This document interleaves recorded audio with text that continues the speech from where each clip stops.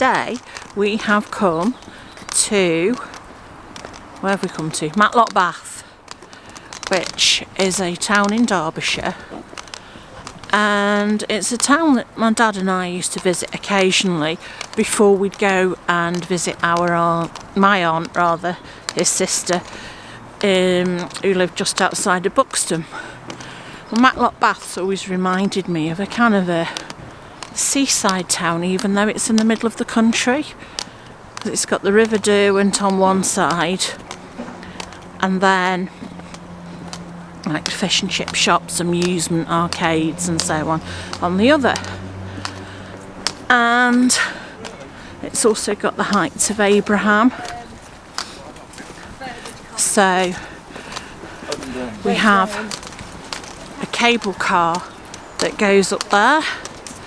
So we are just walking that way to begin with, to the cable car, to go up to the Heights of Abraham,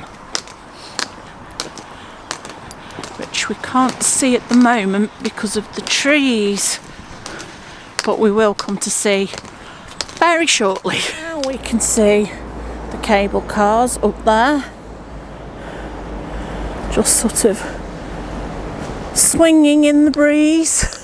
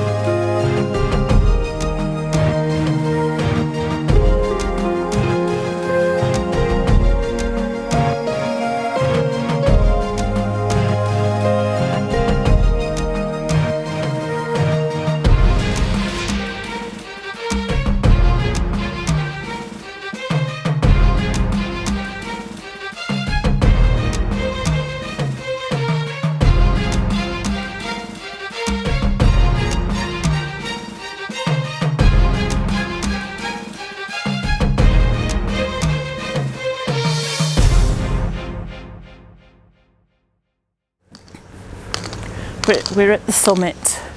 We've got a shop here, we've got a cafe. If we go this way, it kind of gives you an idea of how high up we are. And we've got a fantastic view. Over there we can see, I think we can see Gulliver's Kingdom, which is like a theme park for children. No adults allowed without children. And over there as well we've got Richard Arkwright's mill. If we remember from history, Richard Arkwright invented this spinning jenny in Industrial Revolution time. If we come up here,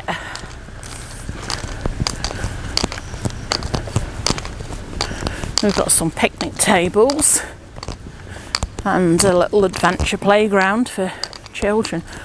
Oh wow! Just look at the view that we've got. Absolutely fantastic. They do a carer's ticket. So essentially we paid the adult price for John, child price for George, and I had a carer's ticket. We did have a look at the possibility of going down in one of the caverns, but it's quite steep, slippy, and a lot of ducking. So in here there is a film of what we would see if we were able to go on it. So Matlock path was in decline. Unless someone created a major happening, the future for the village looked bleak. Because the climb to the summit of the Heights of Abraham was as breathtaking as the view, perhaps a cable car could be that major attraction. The answer was found in the Alps, and my family decided to make the biggest investment in the Heights of Abraham in modern times. Access to the tallest tower was very difficult. Unless a helicopter was used, the project would not be completed in time. This was very dangerous work. Delivering tons of steel through an avenue of trees and locating it on a 23.5 metre high tower called for great skill and daring.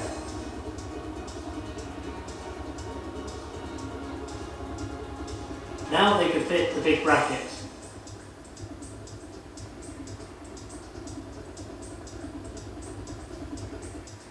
The pilot was flying to the limits.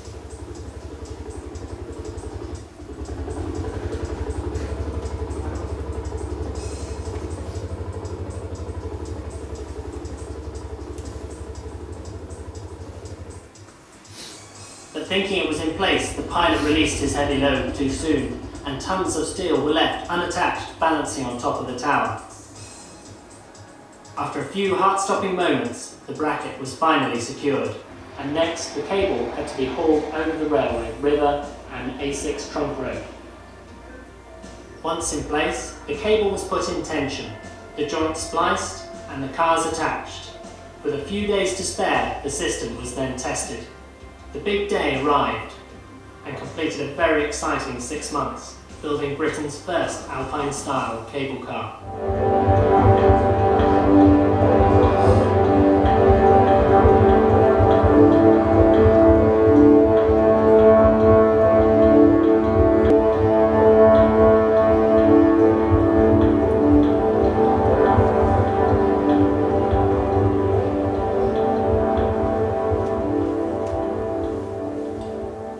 Ladies and gentlemen, welcome to the Heights of Abraham and the Great Rutland Cavern.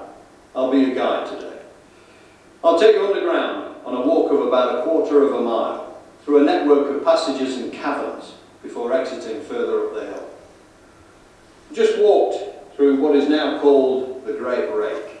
It's a giant crack, a fault line in the earth, stretches for 5 miles, so I'm told. Can you imagine the forces of nature that caused it? It's been traced from Crouch, which is over there, to Bonsall, which is where I live, over the hill and here. This is where my family worked as lead miners. They all worked here at some point in their lives, even had the kids with them, some as young as 6. Would you fancy working down here? No, don't blame me. No, it was a hard life, but when there was lead to be mined, it was better money than working the land. Lead was an important metal. We used it for drain pipes, roofing, loads of things in the old days. You can see the marks the miners made, picking away at the lead. And this is a miner's den. It's like a dry stone wall. It's where they stacked all the worthless dead rock, saving the effort of moving it further. We're going to walk along here. This is what's known as a pipe vein. And mind your head, it's a bit low in places.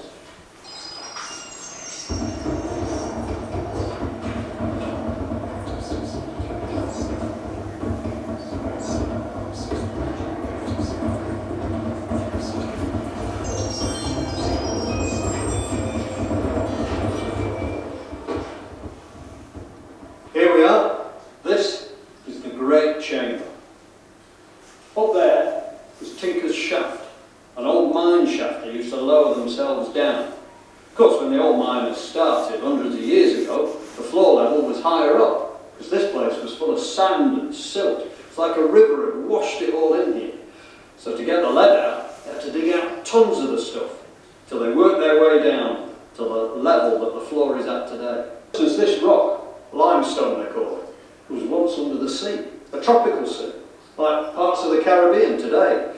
Mind you, that was 300 million years ago. Over a vast period of time, natural forces shifted and altered the earth, distorting its surface, and this new land became crushed and faulted. Deep underground, water seeped into every crack, eroding the rock, creating caverns and passages that filled with mineral-rich deposits, which would eventually coat the cavern walls and become valuable lead ore, galena. Seas were replaced by hot, arid deserts. Dinosaurs lived and died. Volcanoes and earthquakes continued to alter the surface. And the land that would eventually become Derbyshire was formed. As mining declined, adventurous Georgian and Victorian tourists arrived, curious about romantic cave scenery. Miners acted as tour guides, and a chandelier was used to light the cavern for them, like this. But they never got to see the Great Chamber as you can experience it today. 90 feet high and 150 feet long. You can see why it's got its name. Wonderful, isn't it?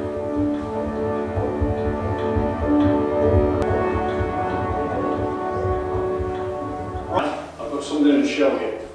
This is flowstone. You see, we don't have stalactites and stalagmites down here because it's too dry. But this is the same stuff, calcium carbonate. See, it's very hard. It looks all slimy, doesn't it? Miners used to call it miner's sneeze. And look up here, I'm very proud of these. Initials for some of the miners that work down here. Two of them, IF and MF, were two brothers, Isaiah and Mordecai Fern, from Balsall. My granddad knew them well. They used to tell him stories about what it was like working down here in the old days, when there was loads of lead. Sad stories too. Thomas Wood, you see, TW, he was killed in a rock fall the day before his 16th birthday. That was a bad day.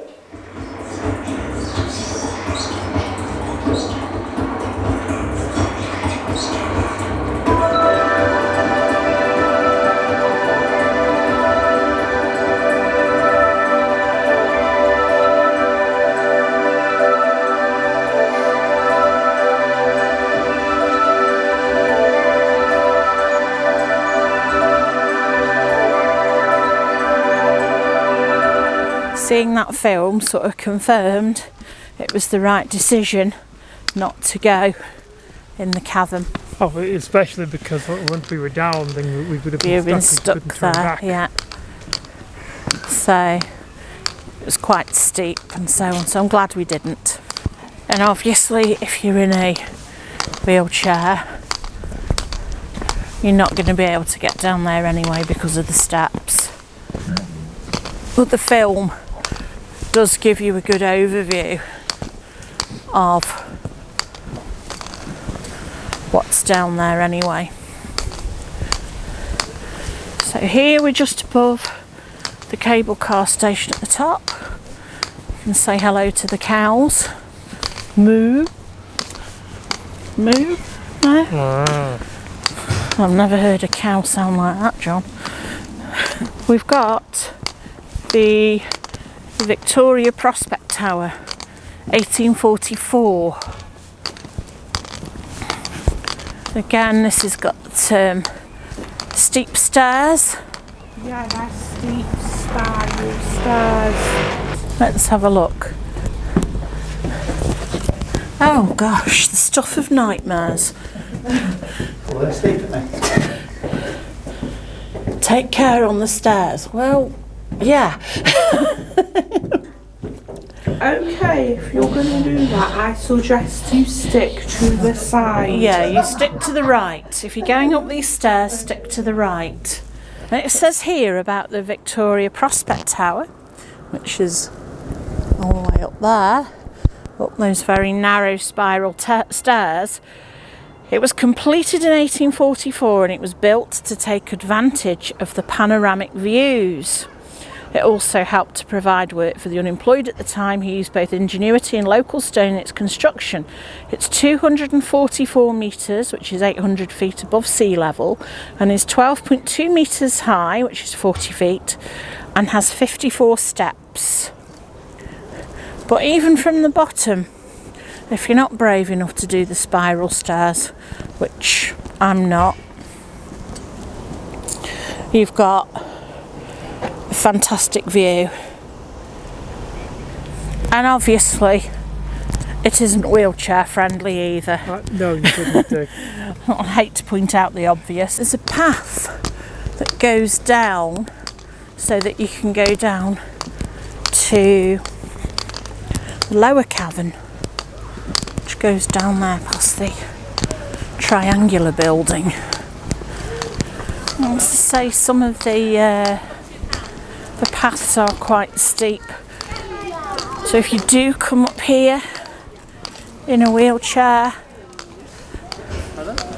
well, they even say on the sign here that they recommend you don't take wheelchairs down because the path is very, very steep there, and we've got steep steps down there. So you go down there, there's another little children's play area, and you go further down, there's the Rutland Cavern.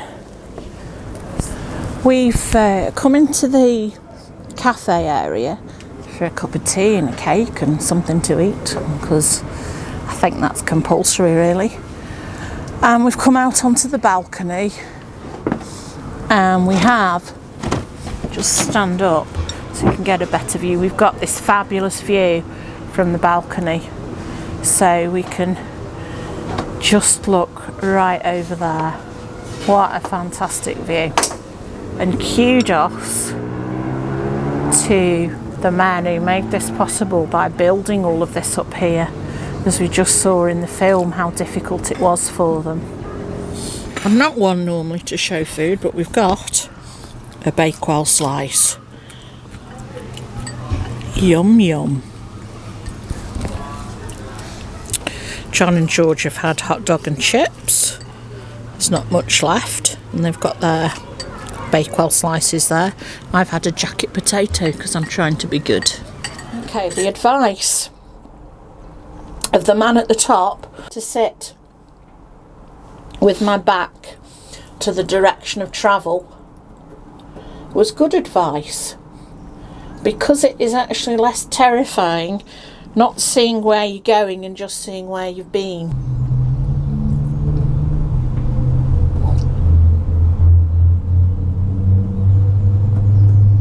Oh, there's the River Derwent. Oh, they obviously use that bit of the river down there to do slaloms. And there's the train line, the railway line. We've had a quick walk up through the main road in Matlock, Bath, past more fish and chip shops than I've ever seen in one area before. Went up the Heights of Abraham, and that terrified me going up. It wasn't so bad coming down because of my back to where we were going, but going up, it terrified me. Terrify you, John? No? Not being able to see it. You didn't care. Well, I couldn't see it because I had my eyes shut. So, it was good anyway, and there's plenty to see up there, although it is difficult if you need to use a wheelchair. Anyway, my hair's gone funny. Anyway, I hope you enjoyed this video. If you did, please give us a thumbs up, and if you don't already, please hit the subscribe button, and then you'll never miss one of our weekly uploads again. Thank you so much for joining us, and we shall see you next time. Bye.